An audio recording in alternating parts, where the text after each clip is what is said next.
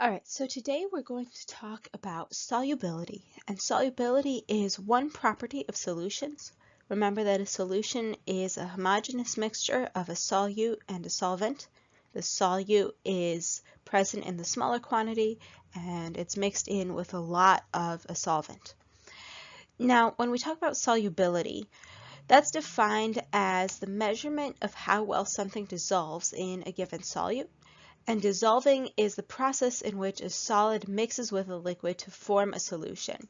So we have a solute, and the process by which that solute mixes with the solvent, whatever liquid that might be, that is called dissolving. And solubility is a measure of how easy something is to dissolve. So, quick check for understanding which is more soluble in water, salt or oil. That is to say, which is more easily dissolved in water.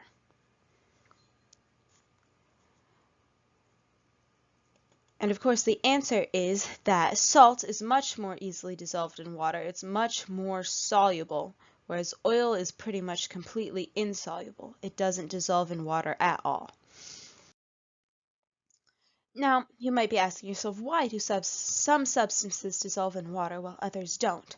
And the answer is that substances dissolve when there's an attraction between the solute particles and the solvent particles. So something like salt, the sodium and the chloride ions are very attracted to the water molecules, but oil molecules are not at all attracted to water molecules. So that's why oil does not dissolve. Now go ahead and go to the first extra video here for some more information about solubility.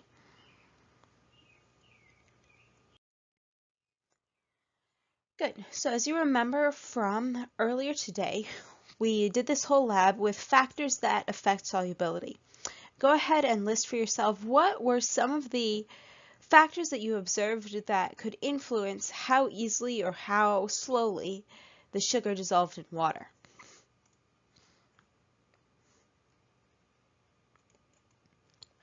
Now, when I did this lab, I saw at least three main factors, and those were the three independent variables that we considered. The first one would be temperature. The hotter the water, the more quickly your sugar tended to dissolve. Another one that you looked at was particle size. The sugar cube tended to dissolve more slowly than the regular sugar, which dissolved more slowly than powdered sugar. So the smaller the size, the more quickly it dissolved. And another thing that you looked at was stirring. And if you stirred your test tube, that made the sugar dissolve more quickly.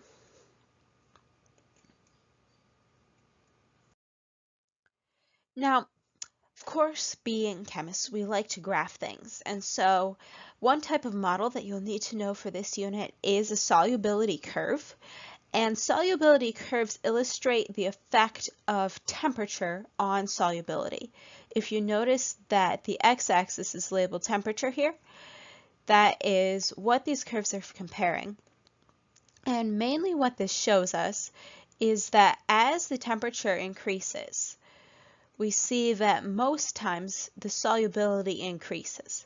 So for instance, if we want to look at sodium nitrate, that's here at the top, we see that at 0 degrees Celsius, the maximum amount of sodium nitrate that we can dissolve is here at about 70 grams.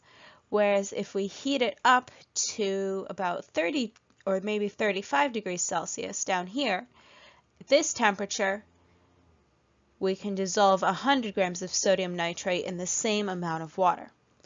Now, most of these are increasing over time, but if we look down here, we have cesium sulfate, and this solubility actually decreases with temperature.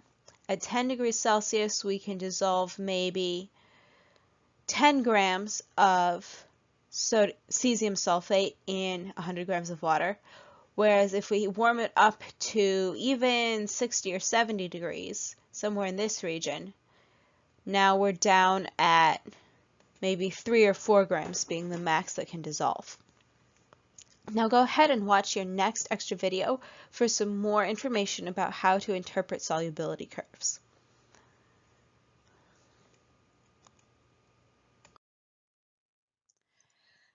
Good, so once you've tried these on your own, we'll go ahead and talk about it. And the first question is, which solute decreases in solubility as the temperature increases? So we want to look for one that has a decreasing slope.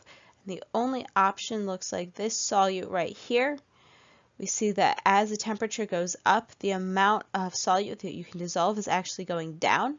So our correct answer is Ce2SO4 sub 3. That is cesium sulfate. Next question is asking which solute has the highest solubility at 10 degrees Celsius. So we're going to find the 10 degrees Celsius line, trace this up till we find the solute with the highest solubility, and that's here at the top, sodium nitrate. So that is our answer for number 2. Number 3 is asking how many grams of KCl will dissolve in 100 grams of water at 90 degrees Celsius. So we're going to this time find the 90 degrees Celsius line, trace it up until we cross the curve for KCl, which is the kind of a dark blue color. So that is right about here. Then we can trace this on over. Looks like it crosses the y-axis at about 55 degrees Celsius, so that would be our answer for number 3. Number 4 is asking us at what temperature will 30 grams of potassium chlorite dissolve. So we're going to start off on the mass axis this time. And here at 30 grams, we're going to trace this over until we cross the KClO3 curve. And that happens right about here. Drop that down.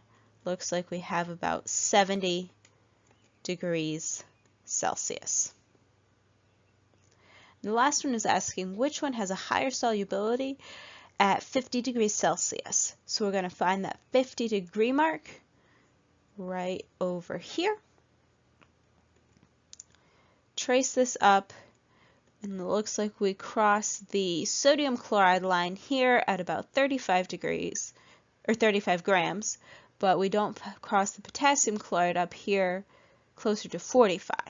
So because the KClO curve is above the NaCl curve, that tells us that KCl has the higher solubility at this temperature. Alrighty, and one last set of vocab that you need to know before you try to practice on your own is we have 3 types of solutions. So the solubility curves tell us about the maximum amount that can be dissolved in a solution, but we can also have an unsaturated solution. This is when you have less solute than the saturated solution could possibly hold. So everything you pour in dissolves, and it could even hold more. There's also such a thing as a saturated solution, and that's what the solubility curve gives you information about. This is when all the solute has dissolved that it's possible to, and so there is some left undissolved at the bottom. And lastly, we have a supersaturated solution, and these are not very common. This happens when you have more solute than could be dissolved under normal conditions. And if you go ahead and watch the next video, it'll give you an example of a supersaturated solution.